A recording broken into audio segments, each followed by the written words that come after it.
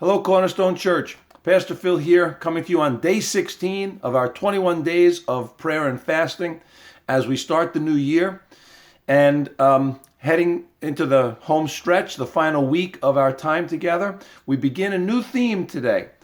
As I said, our prayer guide was broken up into 4 sections, 5 days for each section, and the final day will be a review, so to speak, a closing prayer. And the sections were starting new churches, strengthening the existing church, biblical diversity, and now the final section is sending. They look at the sending idea as sending missionaries out into the world. And if you're working through the study guide, on this day, in relation to this blurb, it says this is, we are asking God to create a gospel movement among every least reached people group in our generation. We are committed to giving people who have never heard Jesus' name the chance to hear the good news. During the next 5 days, pray for those who would answer God's call to go and make disciples of all nations, and for those they would reach with the life-changing gospel of Jesus Christ. Now, there are a couple of assumptions that are worked into this whole idea of sending. All right, and sending is certainly a biblical concept. That is exactly what Jesus did. And we'll see they work in several themes where they'll use scriptures that explain that very point. But the Great Commission is really the chief among them. Go into all the world and make disciples of every nation. Literally in the Greek it would say, therefore going, make disciples of every nation.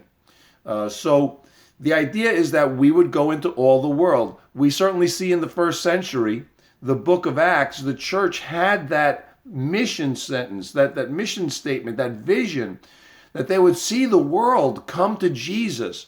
And they were determined to go. Paul says in one of his letters that it was always his aim to preach the gospel where it had never been preached before. And so he traveled all over the place, trying to find places where the gospel hadn't reached yet, so that he could share Jesus with people that had never heard the good news of Jesus Christ before. And so that's the backset, the backdrop, and the image that we look at when we think about this idea of sending. It's a very biblical image. And we certainly need to be concerned about this and have this as a part of our vision. But the world has certainly changed. And the idea, if you go back to that blurb I read earlier, we are asking God to create a gospel movement among every least reached people group. So missiologists study the world and they study where the gospel is and how it's affected and so on, and what impact it's having in different areas, where the church is growing and where the church is not, and so on.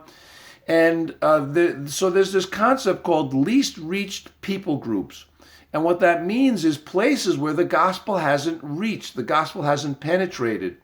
And the way they determine that is by the percentage of people that describe themselves as Christians and evangelical Christians. And I know that term evangelical is a loaded term right now. But that's unfortunate. That's an unfortunate circumstance, because all it really means is a certain orthodox set of beliefs. If you're evangelical, it just means that you believe in the gospel. You believe that Jesus is the only means of forgiveness, that we are sinners that are saved by grace. It's just basic orthodox Christianity.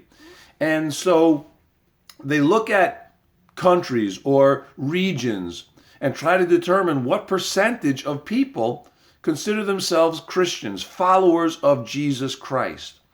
And if it's below a certain percentage, then they label that group as an unreached people group. But here's a startling statistic for you, if you haven't heard this yet.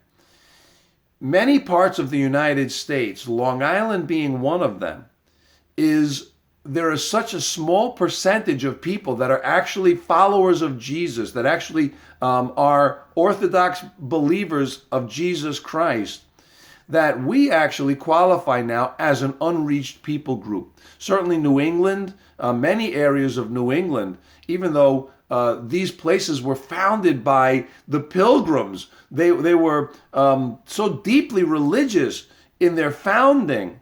All of the Ivy League were all started as missionary training centers.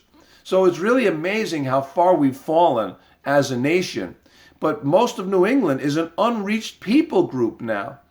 So when I think about this idea of sending, I'm not so concerned, and I do believe that it is important to be involved in people that feel led to reach different areas of the world, because Jesus is for the world. His message is for the world, and we need to be a part of that.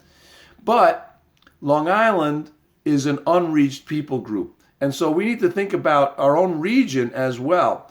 So on day 16, the theme is Sending Matters. And he quotes from John chapter 20, where it says, "The disciples were overjoyed when they saw the Lord. Again, Jesus said, 'Peace be with you. As the Father has sent me, I am sending you.'" So the church began with this mission of being sent, but they were being sent to the people right around them initially. All right, now there were emanating circles, and Jesus talked about Jerusalem and Judea, Samaria, and to the ends of the earth. So we need to be concerned about all of those larger circles.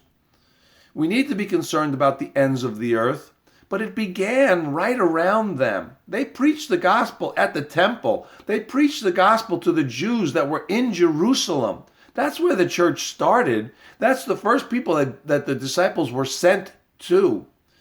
And so when we think about this idea of sending, yes, sending absolutely matters. And this is a thing for all disciples. See, when we start thinking about foreign missions, as important as foreign missions are, most of us are not going to be called to be foreign missionaries. I hope some of us sense that. I hope some of us get a calling of something like that. But it's not going to be for most of us. But when Jesus said, "I am sending you," to the disciples, it spoke to every single disciple. Every one of them was being sent to the people around them. So when we think about this idea that sending matters, yes, it does. And it matters to every one of us. There are people around us, people in our families, people on our blocks, people on our jobs, people in our neighborhoods that need to hear about Jesus. And the only way they're going to hear it is when we speak the gospel to them. And so we are being sent to those people. And the very message that Jesus says here in John 20 applies to us in our lives. And if we don't see that, if we don't see the significance in our lives of reaching the people nearest us, then I don't think we need to worry about the people on the far ends of the earth. Every far-reaching nation and corner. And we don't have to worry about that because we're not dealing with the people right at hand. The gospel began in Jerusalem, and they were sent to the people of Jerusalem first. Yes, then they went out from there, but they went there first. So we need to see about the people right around us. Think about your family. Think about your neighbors. Think about your coworkers. Think about the people right in your circle. How many of them really know Jesus? How many of them have a deep, abiding relationship with Jesus? If it's not too many, then that's your mission field right now. And we need to embrace that mission field before we think about the rest of the world. God bless you. Have a beautiful day in Jesus' name.